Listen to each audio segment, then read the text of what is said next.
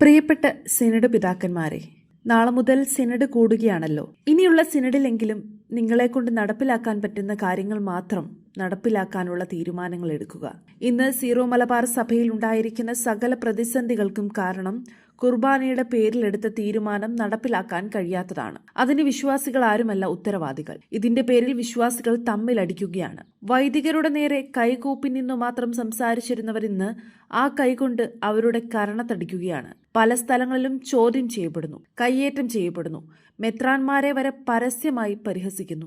ഇതിനെല്ലാം കാരണം എടുത്ത തീരുമാനം നടപ്പിലാക്കാൻ കഴിയാത്തതാണ്. ഇന്ന് സീറോ മലബാർ സഭ അഭിമുഖീകരിക്കുന്ന ഏറ്റവും വലിയ പ്രശ്നം എറണാകുളം അതിരൂപതയിലെ അടിയാണ്. അതിന്റെ ഉത്തരവാദിത്തം ഏതെങ്കിലും ഒരു മെത്രാനെയോ വൈദികനെയോ ഏൽപ്പിച്ച് കൈ കഴുകുകയല്ല വേണ്ടത്. ശാശ്വതമായ പരിഹാരം വേണം. അല്ലെങ്കിൽ ഇനിയും സഭയുടെയും മെത്രാന്മാരുടെയും കമ്പോള വിലയിൽ ഇടിവ് വരും. എല്ലാം കഴിഞ്ഞ് താങ്ങുവില പ്രഖ്യാപിക്കണമെന്ന് പറഞ്ഞ് വിശ്വാസികളെ ഉപദേശിച്ചിട്ട് കാര്യമൊന്നും ഉണ്ടാകില്ല. അതുകൊണ്ട് പറയുന്ന കാര്യങ്ങൾ ചെയ്യാൻ ശ്രമിക്കണേ. ചെയ്യാൻ പറ്റുന്ന കാര്യങ്ങൾ മാത്രം പറയണേ. ഒരു കാര്യം കൂടി മനസ്സിലാക്കണം. വീട്ടിൽ അപ്പന് കിട്ടുന്ന ബഹുമാനം മാത്രമേ പുറത്തുനിന്നും കിട്ടുകയുള്ളൂ.